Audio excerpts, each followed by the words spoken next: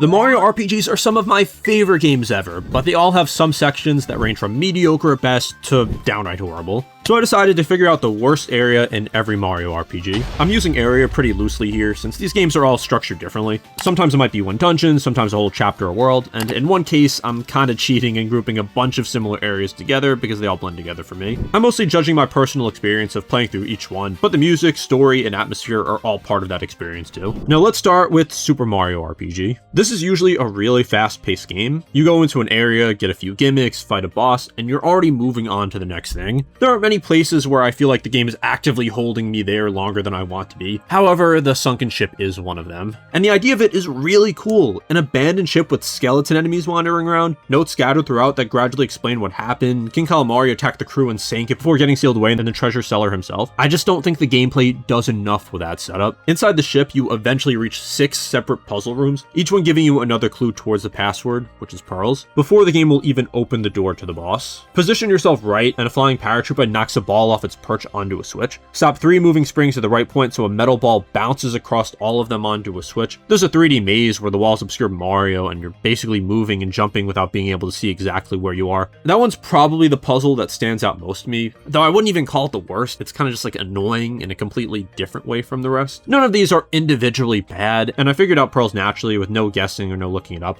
So it's not me being annoyed because I got stuck, but there's a difference between being stuck on a puzzle and just not wanting to do 6 of them back to back, and this was definitely the second one. King Calamari's fine, like I don't dislike him, but by the time I reach him, I'm already mentally done with the ship. And beating him up opens up a whole submerged lower section ruled by a pirate shark named Johnny Jones and his crew, ending in a fight over the 5th star piece that can eventually turn into a one-on-one duel between Johnny and Mario if you defeat the rest of his crew first. Now I hated this fight, like this is one of my least favorite fights in the game, but I actually do like Johnny as a character. The music doesn't really help carry the rest of it either. Like I usually really like this soundtrack, but the sunken ship theme just isn't one of the tracks that stuck with me. Land's End is another one I don't really love. Barrel Volcano too. I don't know, when I replay this game, I just dread the sunken ship the most. For Paper Mario, I'm going with Flower Fields. I actually remember liking Flower Fields the first time I played it, or at least that's what my memory told me for years. And then I actually replayed the whole game for a video a few months back, and I just did not care for it much. I think I understand why I liked it more when I was younger. The talking flowers are memorable, the whole area has a completely different color palette from anywhere else in the game, and the sun being blocked out by Huff and Puff's cloud machine is a cool idea for it. I think I remembered the idea of Flower Fields more fondly than I remembered actually playing through it. It's a hub with 6 paths coming off it, 3 left, 3 right, and the whole chapter is built around trading flowers between 4 of the main flower spirits. And I couldn't even tell you which exact trip through that hub was the one that finally got to me. I just remember realizing I'd been back at the same central spot way more times than I wanted to be. You get the fertile soil and crystal berry from Posey, trade the crystal berry to Rosie for her water stone, bring that to Lily for the miracle water, and you still need the magical bean from Petunia before you can grow the beanstalk up to Cloudy Climb. You know what? I wouldn't even be surprised if I got one of those things wrong. It really is just one flower sending you to another flower, who then sends you somewhere else. And most of the earlier chapters hide that kind of structure a little better, even though a lot of the game kind of is that. Also, once you finally recruit Lackluster, who used to work for Huff and Puff before switching sides, you get to fly over the thorny vines blocking off entire sections of the map. And that traversal upgrade does make moving through the chapter less annoying, but Lackluster himself, like, he really doesn't have that much of an arc beyond immediately switching sides. But I will say his ability is genuinely useful. Only thing is, it arrives late enough that the game's basically handing you the solution after you've already dealt with most of the problem. Also, I just want to say that I've been surprised to learn how many people don't like Shy Guy's Toy Box. I'm sure there's going to be some people commenting that it would be their pick, but I don't know, I love Shy Guy's Toy Box. Let me know in the comments what you think of that. Now, if you like Paper Mario or Mario and Luigi, or just Mario in general, I'd really appreciate it if you subscribe if you're enjoying this so far, because I have so many other videos on the series, and I'm trying to reach 15,000 subs. One of the running jokes in the Bean Bean Kingdom is how many of its major locations are named after different kinds of laughter. Chucklehuck Woods, Teehee Valley, Hoo Hoo Mountain, and then you reach the last one, Joke's End. About as literal as a title as the series is used. I've always preferred the original GBA version of this game over the remake, even though the remake obviously looks cleaner and probably controls better. I just love how the original sounds more, and also I just have so much nostalgia as it was the first RPG I ever played. And part of the reason I love this game so much is that it never feels like it's wasting your time, and it never feels like it drags. However, Joke's End is an exception to that. You surf across Oho Ocean to reach it, and it's this frozen palace inhabited by a fairy-like character named Jojora, however you you pronounce this character who could be from JoJo's Bizarre Adventure. And the first time you get there, it really does feel like you've reached this big late game place. Then you're inside and the game splits Mario and Luigi apart to hit Simon blocks that Mario and Luigi have to hit at the exact same time from different rooms. After a while, I was just switching back and forth between them, walking through another room that looked like the last one, and just trying to remember what I was even setting up on the other side. Most of the time, I knew exactly what the game wanted me to do. I just hated going through the motions of it room after room, and they all just look the same. And beyond just the boring visuals of this, I hate the music here.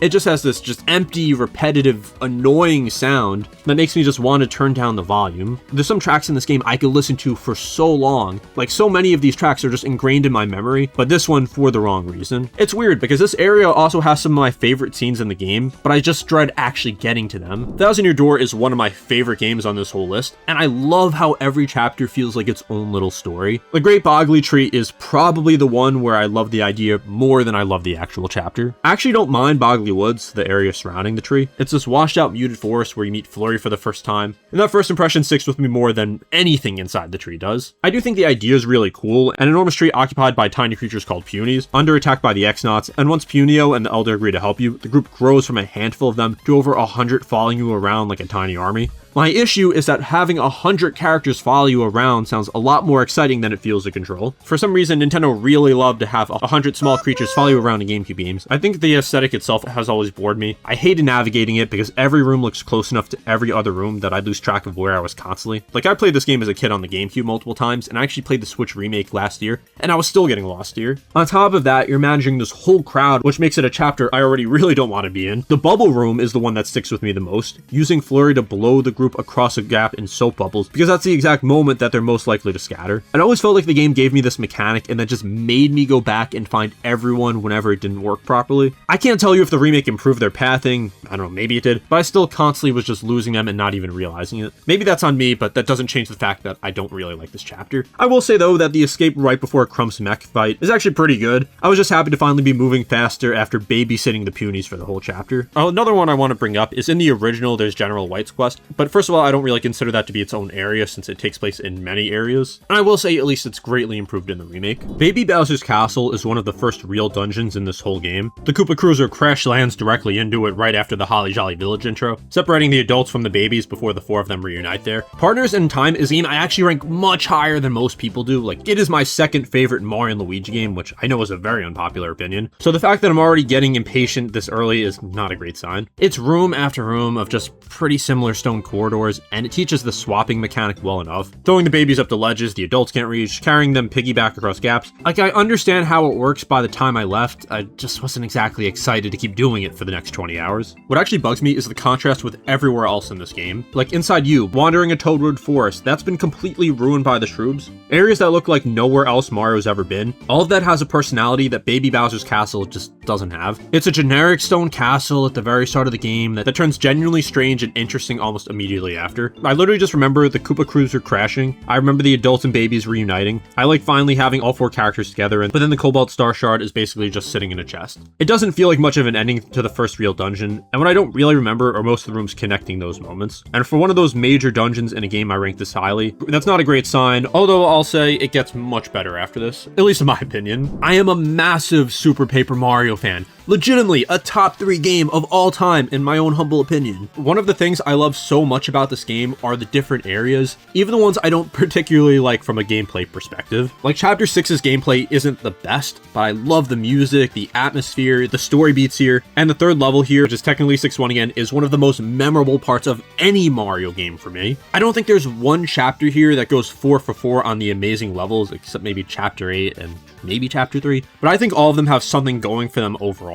Whether it's the strongest levels balancing out weak levels, the story elements, or just the atmosphere, which in this game is especially big for me. The weakest area in this game for me, taking everything into account, is Chapter 4, which is the space chapter. This chapter is just so boring to me for most of it, especially 4-1 and 4-3 specifically are two of my least favorite in the entire game. In those levels, you just float through space using Scorps as a blaster and just avoid these random enemies while traversing through portals. 4-3 especially feels like a maze, and I just despise it. I was literally just lost here for so long when I first played this as a kid. 4-2 is alright, but it's just kind of like a meh level for me. Like, I guess the higher jump from the gravity is cool, but overall a pretty mid level. I actually love the Woe Zone though. One of my favorite levels in the entire game with an awesome boss fight, but one level isn't enough to carry the whole chapter, especially since I don't particularly love the space atmosphere, or lack of atmosphere here, I should say.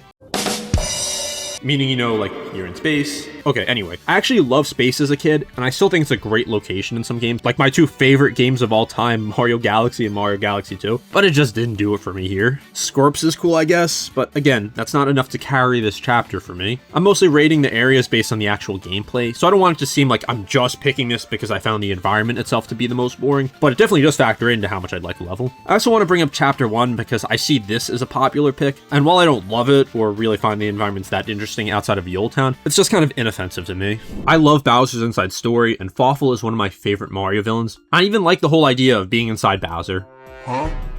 I know I'm cheating a little with this pick too, since inside Bowser is technically several separate areas, but they're all part of one connected setting, and if I split them up, I'd honestly just be pretending that I remember them as more separate than I do. I love how the outside and inside affects each other, like Bowser drinking water floods the pump works so Mario and Luigi can swim through it, and Bowser overeating unlocks Flab Zone. The trash pit also gets a little more of a pass for me because it's the first time you see the whole idea. Energy holds the longest one, and probably the individual chamber I like the least, mostly because of the platform puzzles tied to Bowser's Boo-Ray machine and having to collect all the star panels, since the freezing mechanic and the Dark Star Chase at least make it stand out more than most of the other areas inside Bowser. Even then, I'm remembering what was happening in the story more than I remember the actual layouts of this place. A lot of the smaller body areas barely even feel like locations at all. They're more like one room built around whatever Bowser's doing in that moment. He sneezes, he flexes, something opens, and then you move on. Every time the game sent me back outside and let me control Bowser again, I felt like the game had opened back up. Like if you told me to pick like one chamber inside of Bowser, I guess I'd go with like energy hold, but they all kind of just blend together, so I'm just considering Bowser as himself to be the worst area in this game. I just want to say if this video does well, I'm going to be making a video of the best area in every Mario RPG, so subscribe when you get notified when that comes out. Sticker Star is probably the hardest game on this list for me to talk about in this format, because it barely has any good areas and most of them just aren't memorable. The first three Paper Mario games, I can picture almost every chapter immediately in a way I just can't here. It's all just generic, none of it's that good. If I had to pick the weakest world overall, I would probably go with World 5. The setting itself actually looks nice here for a 3DS game. Like, there's a lot of detail in the jungle, but I just especially don't like this part of the game. I don't even know why specifically I don't like this that much, but it just felt so bland to me, like even blander than the rest of the game, which is hard to do. The actual worst level here for me, though, is Long Fall Falls. It's the second raft level in a row. You're carried down the river automatically while a giant Cheep Chomp charges at the raft, knocks logs off of it, and occasionally tries to eat you outright. It's supposed to play like a big action set piece, but it just feels so slow. I don't dislike every part of World 5, and I don't even know how confident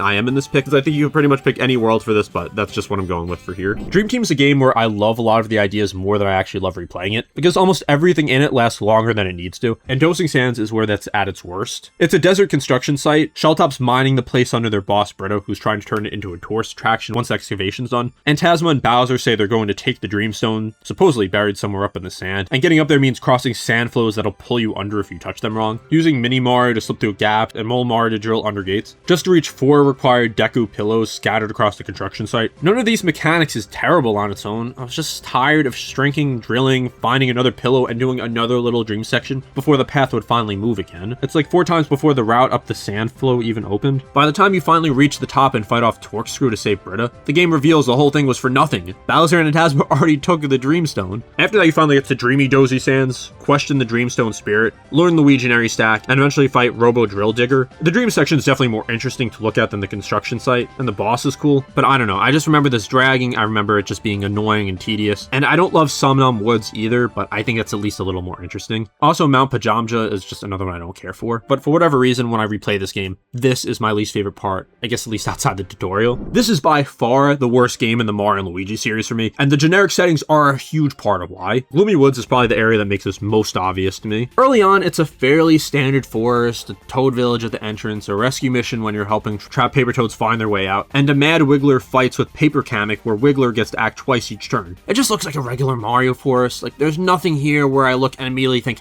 Yeah, that's the forest from Paper Jam. Later, the game sends you back into the same forest for Ghost in the Woods, this time through the western haunted side with Luigi split off from the group, dodging boos and working past what looks like ghostly copies of Mario. Eventually, you fight King Boo, who's been disguising himself as Paper Mario the whole time. I actually like the second visit more. Splitting Luigi off and adding the boost finally gives the forest some personality, which mostly made me wonder why the first trip through it was so plain. But I say this like every time I talk about this, but it's just so frustrating how they took such an awesome idea and then just made the most generic game they could have. So I actually don't think Color Splash is bad. It looks great and the writing can sometimes be funny. I just don't really like this game that much. So it's hard for me to pick a worse tier since I don't think there's that many great locations, but I guess Mustard Cafe is probably my least favorite. A giant paint star restores a color spot outside the cafe, which causes the too relaxed chef to fall straight into the hole underneath it, and you and Huey get blown down there after him. The first time I fell underground, I expected the level to finally pick up, but instead it felt like I entered another slow section underneath the slow section I was already in. From there, it's quicksand and rotating pipes that can knock you back down, and because Huey gets trapped by Pokey, you temporarily lose the paint hammer until you rescue him. It's just not very interesting. You find the chef later floating across the quicksand on a parasol, and once that collapses, he starts floating through the rest of the underground section. Pokies keep interrupting the actual painting the whole way through. You stop, paint, get knocked back, start again. Eventually, Mario and the chef both get captured, and escaping means dropping through the Sniffet hideout's prison floors and searching the hideout for the card key and cafe key before you can finally make it back up and reopen the cafe. The hideout's probably my favorite part of this area, and also just the least bad part both at once. I actually don't think Mustard Cafe is the blandest area in this game. Like, I think it at least tries out some things, but I just don't like the things it tries out. And whether it's actually the worst or not, it just stuck out in my mind as the worst. I actually liked Kingdom Battle way more than I expected to, especially because the tactical combat is the part I assumed I wouldn't care about going in. The exploration between battles has always been the weaker half for me, and Sherbet Desert is where that started becoming hard to ignore. World 2 mixes actual desert terrain with frozen sections. I think that's a cool idea, but I just don't remember much about either part beyond all the block puzzles. The fights are longer and ask you to think more about the ones in World 1, which I actually liked, but the puzzles between those fights are where it drags. Sliding blocks across the ice and lining them up with switches, pushing crates onto specific colored tiles in order just to open one chest, and getting it wrong usually means resetting and walking the whole thing back through. I'd finish one of these longer battles, feel like I finally made progress, and then there'd be another block puzzle waiting for me. By the second or third time that happened, I was just ready to move on. I stopped bothering with a couple of the optional chest puzzles by the end of this world, which isn't something I did anywhere else in the game. I just want to get through it at that point. Princess Peach joins your team at the end of the world too, arriving to free Mario and another hero after Icicle Golem freezes the whole party. So I guess that's interesting. I don't really have too much else to say about this. I don't think it's offensively bad or anything, but just what I enjoyed least in this playthrough. Origami King's my favorite of the newest 3 Paper Mario games. I like Olivia a lot as a partner, and the writing's decent here, and the areas here are finally more open than the previous few games. However, I do not like the ring battle system here. Like, the first few times it's satisfying, it's fun, but then after that it just becomes a chore, and there's really no incentive to battle anyway. Whispering Woods alone spends a long time teaching Confetti and the basics of ring battles before it lets you go anywhere. Toad Town's mostly empty when you first reach it, slowly fills back as you rescue Toads elsewhere. Graffiti Underground is short, but still mostly explaining systems. Picnic Road has you hunting down more Toads while the game is still stopping to remind you about Confetti. Overlook Mountain has you tracking down the shell stones needed to open the Earth Valley Mental Temple, which is the first point where it finally feels like I'm in a proper dungeon. I like how the places look, I just wish the game trusted me more through them a little faster. Picnic Road and Overlook Mountain are colorful, and I like watching Toad Town slowly come back to life. They're just stuck in this opening section that takes forever to stop explaining everything. On a first playthrough, I tolerated the pace a little more, since obviously I was still learning the mechanics of this game, but overall I just find the red streamer part of the game to be the most boring to go through. For Sparks of Hope, I'm going with Barrendel Mesa, and it's not here because it made me angry. I remember Terraflora pretty clearly, the Wiggler train, the water volcano. I remember climbing through pristine peaks too. With Barrendel Mesa, I mostly remember the storm and a lot of gray machinery. I had to remind myself that this was even where the Daphne fight happened, after returning to Mama's garage and getting ambushed by her. Sparks of Hope gives you a lot more freedom in combat than Kingdom Battle did, and I think the battles are usually the strongest part of this game, but by this point I was just getting so tired of going to another planet, clearing the dark mess, fixing whatever was wrong there, and moving on. A great industrial planet was not the thing that was going to win me back. I don't even remember disliking the Daphne fight, I just barely remember that it happened. And finally, we have Brothership.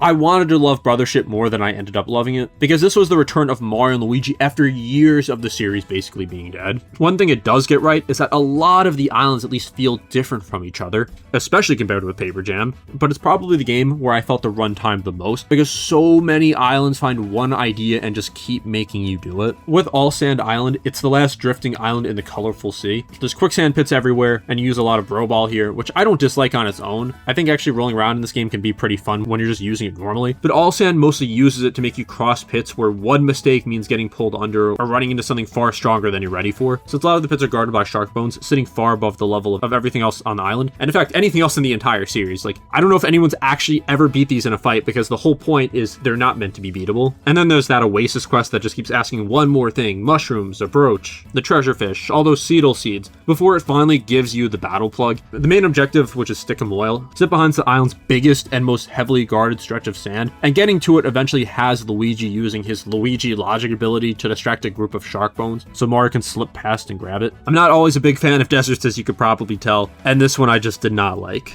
And that is every game I'm covering. I know some of these picks are going to get people fired up in the comments, especially the ones where my pick is more forgettable than outright terrible. Not every area is a complete disaster. Sometimes it's just the weakest part of a game I otherwise love. But let me know what pick you change and what you would replace with. And if you enjoyed this video, I have so many other Mario RPGs and Nintendo videos that you'll probably enjoy, so be sure to subscribe, join my Discord, and I'll see you next time.